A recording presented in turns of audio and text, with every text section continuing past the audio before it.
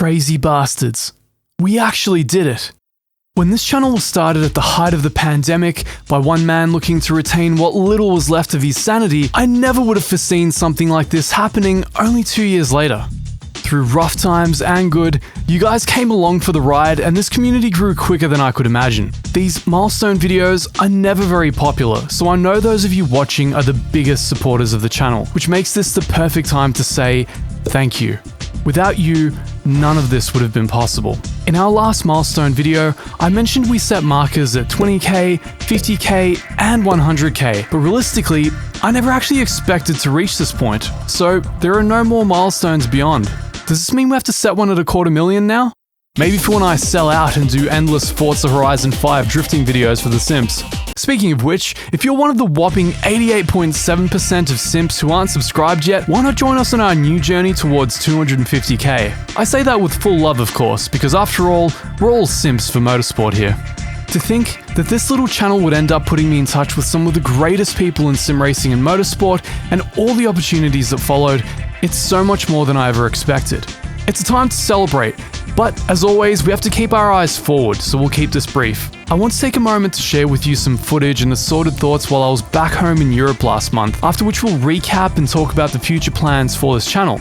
We're not going to continue on as we have been, so I want to make sure you guys know what to expect, at least to whatever small degree I'm able to predict the future. We're in Munich, the Englischer Garten to be more precise. Basically a forest masquerading itself as a park. And it's my second last day here. Ever since I arrived, it's been back to back to back with events. This is the first day I've had to actually calm down a little bit and actually take a bit of a old man stroll through the park, so it's been really nice to be able to wind down. Only a day and a half left. It's been kind of surreal, to be honest. Surreal because you can't believe that there's a city that's this green, this clean, this comparatively quiet and mild-mannered, especially when you live in a desert for about 30 years. So one thing I've not been talking about too much ever since the overtake thing fell through and my trip to Germany didn't quite pan out is that behind the scenes I've been trying to get back to the continent for quite some time now. What you may not realize is that in 2019 I took a trip through here and decided with about 90% certainty that I would be moving back to the continent.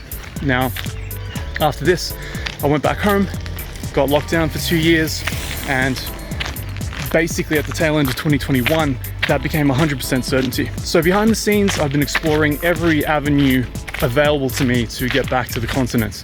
Everything from starting a company in Italy, through to paying €500,000 for a golden visa, through to tracing my ancestry all the way back up to the Croatian side to get the ancestral citizenship. What I can say is that it's a lot harder than it seems and a lot harder than it sounds. So I have to say it's great to be brought back here, to be reminded that the reasons for moving are still valid.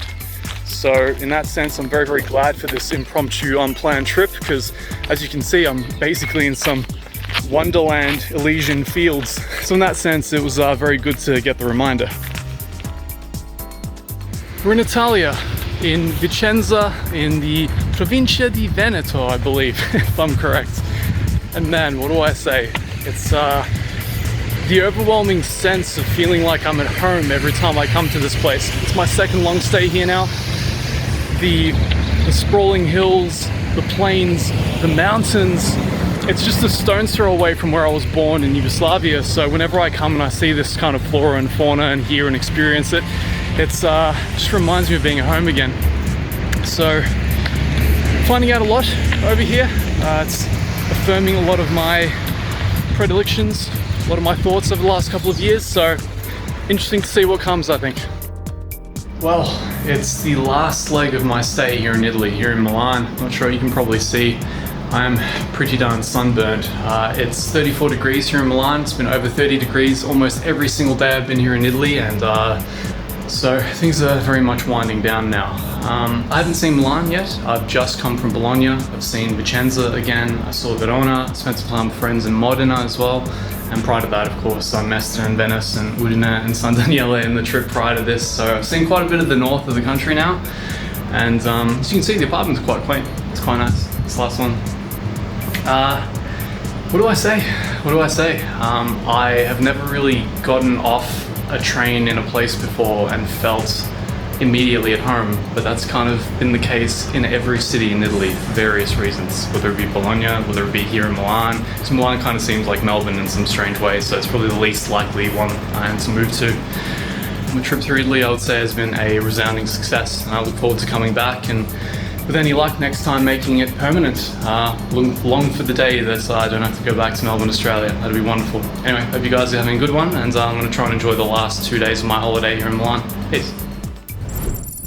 And with that said, I've now been back in Oz for some weeks. You've probably realised by the release schedule that we're no longer able to create as many videos per week as we once did. With the world opening up again, that's just a reality because my obligations to life outside of YouTube are becoming that much more demanding. However, what this does mean is that the videos we do create will be aiming for more production value and effort in order to really make them count. I've been working with a new video editor for some weeks now, whose work you've likely already seen in our more recent videos, and that's been an absolute lifesaver. But in order for me to be able to continue affording those services, I'm going to need to shoot for higher consistent view counts, which leads to more opportunities on this platform. This basically translates to pivoting away from hyper niche sim racing topics such as modded car releases, new DLCs, etc. Essentially the sort of stuff that gets minimal interest from the community. There are tons of creators out there who already do a fantastic job covering this stuff, so I feel it's as good a time as any to pass the torch back.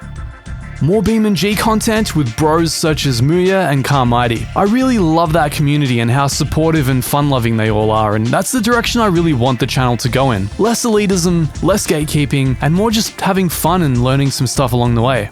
Some more follow-ups to our hugely successful Formula 1 content. Most YouTube creators would think I'm insane for not absolutely hammering F1 videos since the huge success of that one video back in last September, but I wasn't quite ready to transition the channel back then.